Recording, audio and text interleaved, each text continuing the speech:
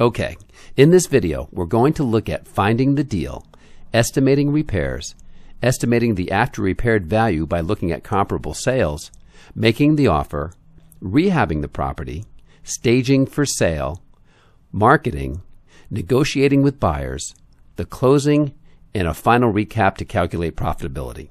I'm going to share with you some of my personal experiences and reveal some secrets I've learned the hard way, so you don't have to. Okay, well, as you probably already know, you can be successful in this business without a real estate license. However, it's certainly much easier if you have one. Now, our subject property was bank-owned, listed on the MLS, and on the day the price was significantly reduced. Being a realtor, I received a notice and made my initial inspection that very same day. Here's a view of the listing. One of the first things you should always notice when examining any property for the first time is the number of bedrooms, baths, and square feet. Sure, there are many other things to consider, but this is generally a great place to start. Notice in this listing that this house has 2 bedrooms, 1 bath, and its size is 1,200 square feet. Now, normally 2-bedroom, 1-bath houses are nothing to get excited about because they're so challenging to sell. But notice the size, it's 1,200 square feet, so there could possibly be a way to convert some living space into a 3rd bedroom. Plus, since this is a Cape, I'm already familiar with most conventional Cape layouts, so I know there's a good chance we can make this work. As with many bank-owned properties, the listing agent sometimes isn't as familiar with the property as he or she should be. Some agents feel they're just too busy to physically inspect every property they list and simply rely on a drive-by photo and whatever information is provided by an online field card when submitting their listing on the MLS. Thankfully, this property had one such agent. Here's a view of an online field card, and as you can see, while he got the number of bedrooms right, he missed the 2nd bath. This was actually an experienced agent, so there's a good chance he had a less experienced assistant help him with this listing. No matter what the reason, the incorrect information helped me to find a deal when other investors decided to pass. Lesson learned, never trust MLS information as absolute fact. When first inspecting the property, you'll want to first notice the outside of the house as well as the surrounding neighborhood. We already knew from the MLS listing that this was a standard brick Cape, and from the initial inspection, the exterior seems to be in pretty good condition. We also noticed that the neighborhood is mostly comprised of brick Capes, so our house conforms extremely well to the neighborhood, which is another huge bonus.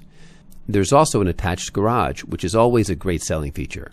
The rear of the house looks good as well, with only minor paint peeling around the rear gazebo. There's also a large level yard with few trees, so everything from the outside seems to look good so far. Once inside, we'll start with the kitchen. And as you can see, it's dated and pretty well worn out. The cabinets are Formica laminate and are most likely not original to the house, but still are extremely dated and will have to go. As we continue through the inspection of the kitchen, we notice this wall which separates the kitchen from the dining room. But if we're able to remove it, we'll have a nice open kitchen-dining room combination. Definitely a selling plus.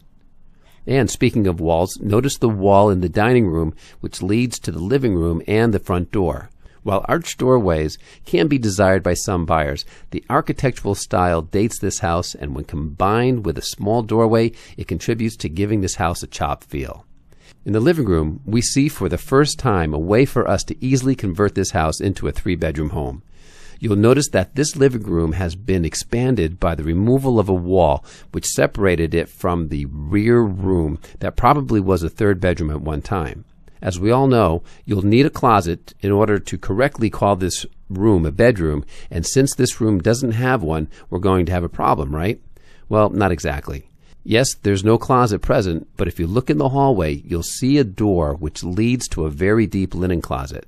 So, once we close off the hallway door and create an opening in the new room, we have an instant closet and thus a real bedroom. This house is looking better and better by the minute. We also notice a fireplace in the living room. The glass doors look tired, but there's a chance that they might be able to be cleaned up very nicely. Also, the mantle may have to go since it does give the house an older feel. The walls in the living room are actually covered with painted paneling, which will have to be removed, and if the walls behind the paneling are severely damaged, we're going to have to sheetrock the entire room. The good news is, however, the ceilings are in great shape. In the first floor full bath, we find the original bathroom, complete with what's commonly referred to as a tile mud job. Made popular during the early part of the 20th century, this durable method of laying tile into a thick mud-like adhesive is not something you want to demo if you don't have to. Unfortunately, even though the tiles may be intact, the colors often reveal the true age of the tile and aren't compatible with today's more modern bathroom look. The good news is that there's a simple solution which will allow you to update your bath for a fraction of the cost of a full gut rehab, but more on that later. As we look up the stairs, notice the wall to the left of the stairway, which separates the stairs from the dining room.